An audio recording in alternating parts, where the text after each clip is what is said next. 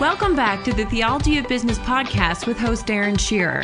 This is the show that helps marketplace Christians to partner with God in business to help you make disciples of your company, your industry, and your community. If you want to learn more about how to do business for the glory of God and shape culture through discipling the business world, this show is for you. You can get more of the Theology of Business Institute's interviews and teachings like the one you're about to hear at theologyofbusiness.com. On this episode, we're joined by Mike Sharrow. Mike is the president and CEO of C12 Group, the nation's largest network of Christian CEOs, business owners, and executives. And before joining C12, Mike owned a healthcare strategy consulting group and served as an executive pastor for a church in Texas. So now, how many members in C12, Mike? We serve a little over 2,100 right now. Okay, wow. And to be a member, I heard somewhere or read somewhere that these are CEOs of companies that are anywhere from $10 to $50 million in value, in revenue. It's all over the map. I think they range as small as $1 million up to, I think our largest is about a $6 billion company, but most are going to be in the $5 to $100 million range for sure. Our minimum is, we're definitely focused on businesses of teams. So, 10 plus employees. Got it. And about how many employees are represented under the leadership of those CEOs? That's a great question. It's probably around 400,000 or 500,000 U.S. employees and a little more. That's a tricky number for us to keep up with. Yeah. But yeah, not to mention all of the vendors and the board members and all the other stakeholders that come in contact with those companies. So, I mean, you're really like a bishop of a bunch of marketplace pastors. Is it okay if I call you Bishop, Mike? It's a funny joke. We have. I'll decline on that, but I'll say it is pretty awesome if you think about one of our favorite exercises is to get a bunch of business owners in a city together and have them just do the math on their employees, like you asked me, their customers, their key suppliers, and just to quantify that, and then to help them realize the mission field they steward. I was in Nashville a few weeks ago and I did that exercise with a group of business owners there. And I think we had 30 businesses, and those 30 businesses had 2.4 million people that they were like directly, intentionally connecting with on a monthly basis. And I said, okay, you could put all the mega churches in Nashville together and it wouldn't touch a fraction of what this congregation is collectively. So what are you doing with that mission field? And that's a pretty sobering perspective. Wow. And so you've worked in the local church as an executive pastor before you really stepped into C12 and started your company. But then before you became CEO, I understand that you led the fastest growing region of C12 in the world, because you guys are now global. And so you've seen the transformation and the impact that happens in the lives of these people, these business owners. And I also heard you, as I was prepping for this interview, I heard you say that you're seeing more discipleship happening in these small to medium-sized businesses than what you've seen in 97% of today's churches. So what do you mean by that? And how is C12 making disciples of Jesus? Yeah, a bunch of stuff. I'd actually have to turn the reins over for the fastest growing area. Our fastest growing region would actually now be Curitiba, Brazil. So awesome. I've been blown past, which I hope I've dropped the bottom of the list. And I was part of a financial services startup and then worked for a big Fortune 50 company, Walgreens, for 8 years before doing some church work. And that's really worked out faith and work stuff. When we talk about making disciples, part of it's just a given. Crown Ministries did a study years ago with Barna on the CEO's mind share of people. So if you think about it, people spend way more hours at work than they do in church. And a lot of non-safe people are going to work. They're not going to church. So you've got a very different mission field with a lot more intensity. But yeah, our typical small medium business is seeing anywhere between 4 and 7 salvations every year. And then is discipling between 28 and 35 people a year and doing about $200,000 of missions work. The average U.S. church sees less than 2 salvations a year. And so you've got bright spots, you've got church planting congregations, you've got some really missional churches that are blowing the bell curve on that. But these little small businesses are really becoming for-profit gospel enterprises that are, winning business awards and growing. In fact, I was just talking to a marketing guy. We're doing a little slide on like a higher percentage of C12 CEOs made the Inc. 5000 list than any other peer group in America. So their for-profit businesses are growing, but they also happen to be reaching tons of people. And that's, right. and in the process, making the CEO, I had lunch with the CEO yesterday. He's 5 months in C12. I asked him, what has C12 done for you? I wanted to say, I'm done. I'm leaving lunch. This is a high. He said, it helped me refine Christ. And that's what it means. Like, well, I've been in church. I thought I knew Christ, but I was not walking with Christ in my business. And when I began to walk with him through my business, it is I either didn't know him before or now I really do know him. And so. Wow. Yeah. I mean, and that stat you gave about the salvations, I mean, somebody might say, well, that's what we have these stadium meetings for, packing people into stadiums and having the altar call. But what that part misses is the discipleship part, mm-hmm. which really is only even possible in the throes of everyday life. Mm-hmm. And so much of that happens in the workplace, which is why this is such a powerful model of discipleship. What would be an example, one of your favorite examples from maybe one of the C12 company CEOs of how they're actually making disciples in the workplace? Oh man, so many. I was just in Dallas last week and I was meeting with a CEO from Florida who runs a construction company called Dallas One. So it's in Tampa Bay, Florida, but called Dallas. That's its own story. And someone asked him, well, how missional is your business? It's a construction company. He's like, well, we've shared the gospel intentionally, directly in person with about 10,000 people. And we've seen 500 people accept Christ through our business.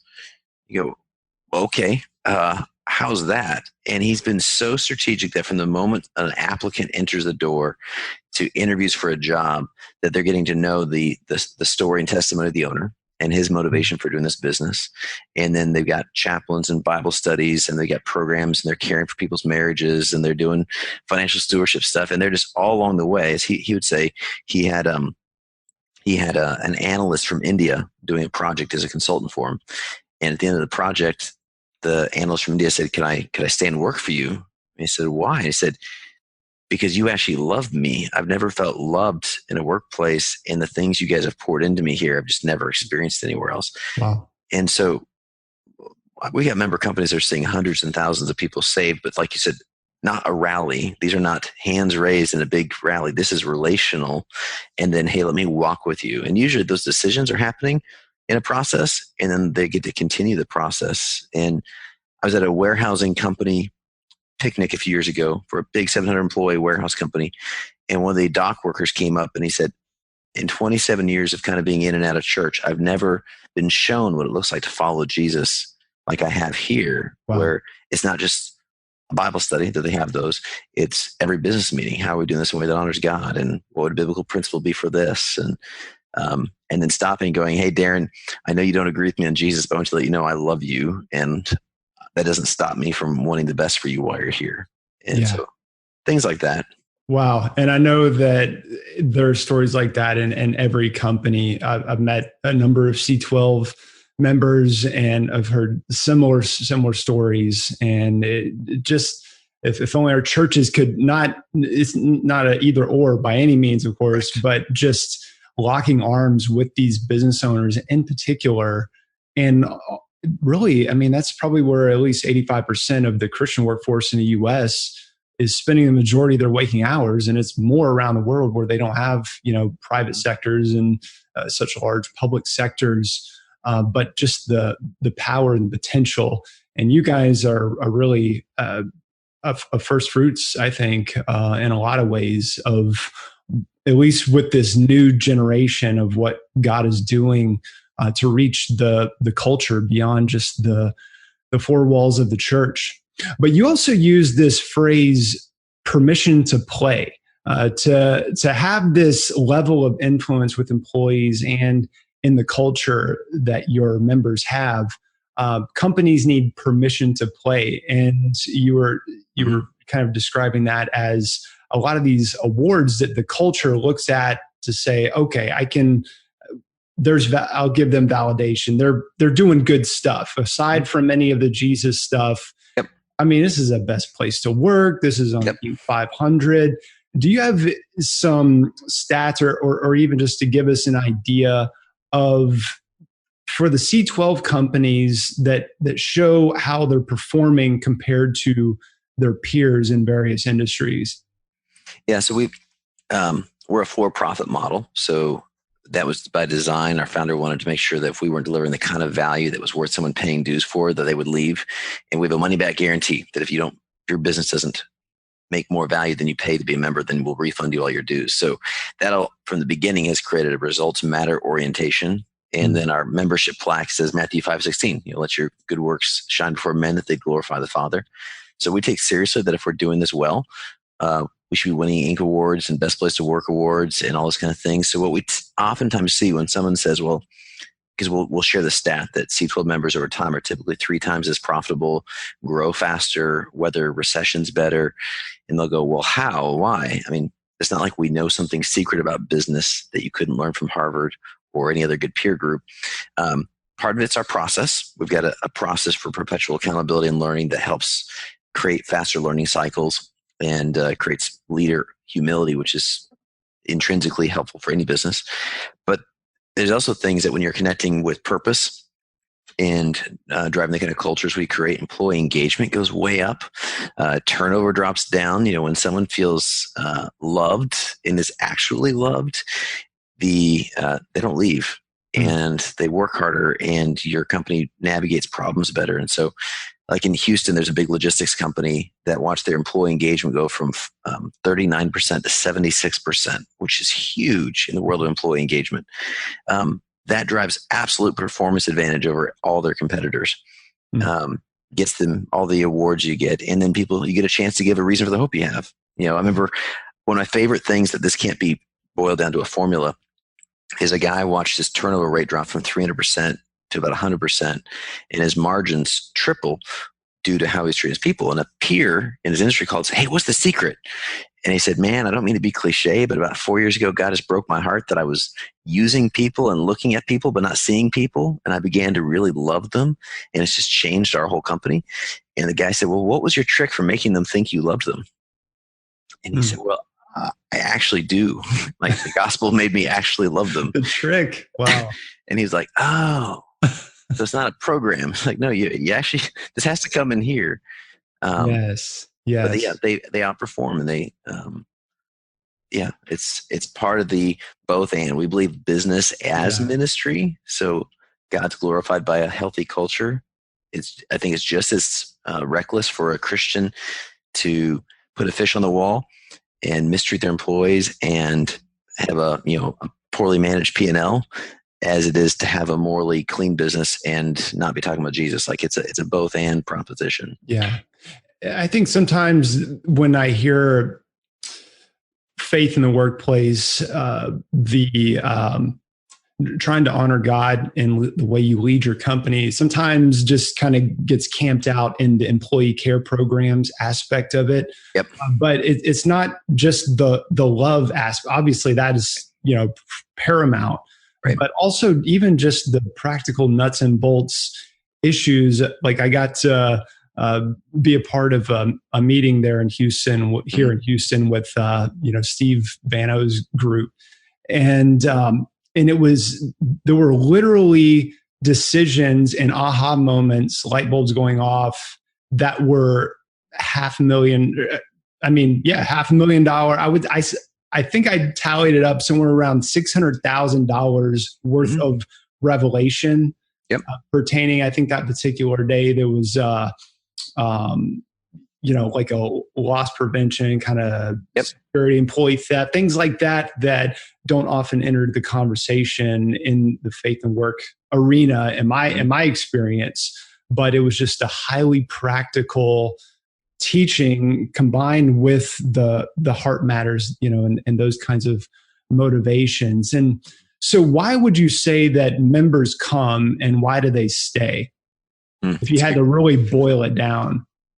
It's a great question. So members come usually because they want to grow in some way, and they're trying to figure out how to do it in a way that honors God. So they've usually at some point they're either naturally a learner and just hungry to learn, or they're lonely and going, I don't know what I don't know. But they're looking for results, and then they stay because it changes their life. They stay because it changes their marriage, their walk with God, the reason they do business. I was meeting with a CEO of a manufacturing company on Thursday last week, and he said he was in a secular peer group for 9 years, and he had come to C12 a couple of years ago, and he said, wow, I came, just wanted to know, do you guys have any best practices I've not seen yet? And it'd be good to do it in a God-honoring way. And he said, it's changed how I do my business, why I do my business, who I'm doing it for, the way I think about it. The whole disposition has changed for him. And so they stay because of a whole bunch of things that get unlocked. But really we're like, if you're just wanting to coast, it's not a good old boy club. It's a hungry place for getting results. We just did a series on pricing strategies this fall. And I got emails from key players. We have a program for about 600 executives in the country that are for the management teams of these companies. And I got an email from them saying, man, I took the lesson from this week's meeting back to my company, and I made us $250,000 of gross margin in the last 5 days. My boss loves me. Thanks. So it's real business stuff, highly practical, because again, it's an integrated proposition. Yeah. I think for me, walking out of that meeting, the thing that struck me in terms of, wow, you really can't get this anywhere, was the level of accountability. And the way that the members would, when they would say that they're going to commit to something, they would actually write it down, and it would be tracked. So you show up to the next meeting, you either did it or you're going to pay, put a $20 bill in the hat. And, and then they would take the money and give it to some sort of charitable cause or something like that. Yeah. But obviously it's not about the $20, but just you have people coming with a growth mindset, which is just so powerful and so rare. And then these are people that are willing to, but the system that you guys have in place to help them stay accountable and to follow through on the things that, because it's so easy to just say, oh yeah, that's a great idea. I know I need to do that. But then if you don't come back a month later or a couple weeks later and have to, really own up to that, then it can so easily fall by the wayside, given how busy these CEOs are, right? So what would you say is the role of accountability? How much of a factor is that? So it's funny you tease that out, Darren. I didn't know you were going to ask that, because I'm a stat guy, and as a marketer, one of the funny things is if I was to say, come to C12 for accountability, no one's Googling like, I want more accountability in my life. Right. But if I say the single thing that drives the value for members, the average incoming CEO, and I've monitored this for years, their natural predisposition is to execute about 63% of the things they say and know they should do. 63%. About a year later in C12, they're doing about 87%, and really mature members get like the 95% range. Well, that performance gap closure, is incredible. Like that's incredibly valuable. And so, yeah, we teach tons of stuff. We got great tools and resources, but I think the peer accountability and a process to help you choose what's important, turn off some of the chaos factor, the scale things, get you to a place of working on it, not in it. But then actually holding you accountable, say, hey, Darren, last month you said the most important thing for you to do as a steward of that company was these two things. You didn't do them. Like, you're accountable for that before God. Like, you put your word out there, fix it. That creates a healthy pattern that is a performance lift more than anything else. And sometimes I feel like 60% of our program is the justification to help a CEO explain why he's going to spend a day with us, knowing there's 2 or 3 special things in our meeting that's actually going to be the 10x delivery of value. Yeah. It seems, because you can have the greatest content in the world, which you guys have amazing content and people that are there for the right reasons. But if there isn't that facilitator and in the system to hold people's feet to the fire, to help them follow through on the things that they already knew they needed to do, then it just doesn't, it'll just fizzle out. And I think people would just leave if, because the transformation wouldn't happen. But that's a powerful stat about the 63%. And that's among CEOs, right? Right. Christians, wow. Christian CEOs who are serious minded. The problem is as leaders, everyone's asking you for stuff. And if you're a Christian, you have this grace compulsion where you want to say yes. So one of the biggest challenges is most CEOs say yes to everything. And you need to say yes to the very important thing with clarity, so you can then say no to a lot of other really good stuff. And so this kind of terminal niceness, we call it sloppy agape, where out of love you say, sure, yeah, I'll do that. Yeah, I'll follow up on that. When you know you can't, you don't have time to. And so part of it's helping bring disciplined and diligent focus to a CEO. Yeah. So now C12 is how many years old? 26 years. And you stepped into this role, a couple of years ago? 2.5 years ago. Yep. 2.5 years ago. What has changed in terms of going after the next generation of CEOs? How has the model or the content or the delivery, any of those things, how have you had to adapt for the future? So our model's been going through a lot of innovation cycles the last number of years. So we've gone from refreshing and reformatting our actual content delivery to incorporating video and technology tools and interconnectivity between meetings. We've changed a lot of our vision to be around creating high performance communities of peers within a city. So our focus before used to be on having groups in as many cities as possible. Certainly our vision is to still do that, but we've changed our pacing to focus on going deeper in cities to create communities and tribes that can really be kinetic and transformative on that community. And that creates a different kind of energy. Our average demographic of both our chair leaders and our members has dropped about a decade in just the last 18 months. And so I actually think our model is primed to be most relevant for this next generation of leaders. Gen Xers and millennials are increasingly not the boomers who may have had a success then significance mindset. They're kind of intolerant of a delayed significance. They're looking for purpose today. They're hungry for mentorship and learning and accountability and let's go change the world. And that's our MO. And so I actually see an increased interest level and a quicker adoption of a lot of our core product. We've innovated, delivery and style and tools and things like that. But it's been, we were just talking, we call it how to build a rocket. We've been in this constant innovation cycle for the last 3-4 years. So I graduated from Regent University, and from what I understand now, you can actually get credit in the business program, right? Yeah, I could have saved you time and money, man. Gosh, where were you back then?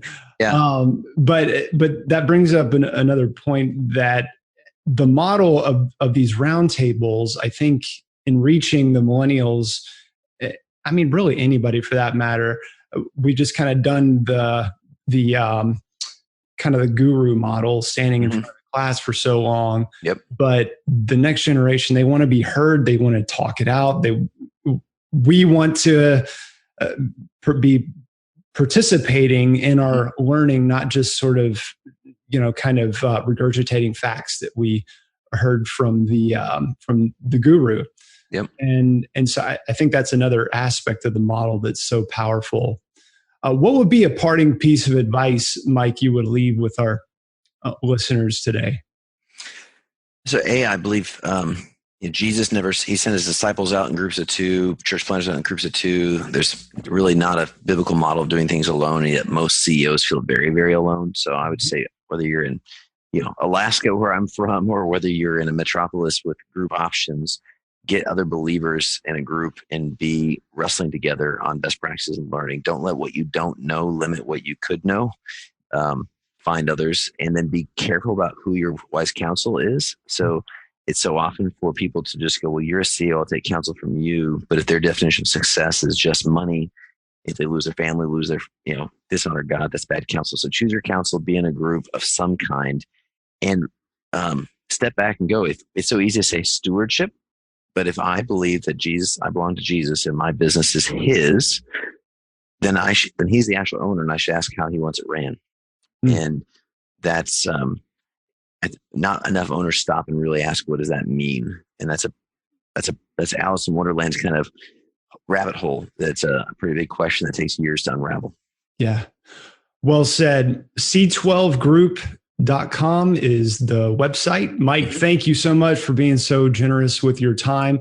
Encourage people to go. If it sounds like you're in the market for a group like C12, definitely go and check out, find out what's available in your area. It's the real deal. I can attest from my own, just even that one meeting that I was a participant in. But you guys are doing great work. May God continue to bless the work you're doing, your family. And thanks again. Thanks, Darren. We hope you've enjoyed this episode. You can share your feedback and get more information to help you partner with God in business and disciple your company, your industry, and your community at theologyofbusiness.com. The Theology of Business podcast is sponsored by Highbridge Books and Media, a media agency specializing in publishing and promoting the world-changing ideas of inspiring thought leaders through book publishing, website development, publicity, email marketing, social media management, podcast management, and video-based course publishing. Take the next step to share your message with the world by contacting us at highbridgemedia.com. Thanks for listening, and keep partnering with God in your business.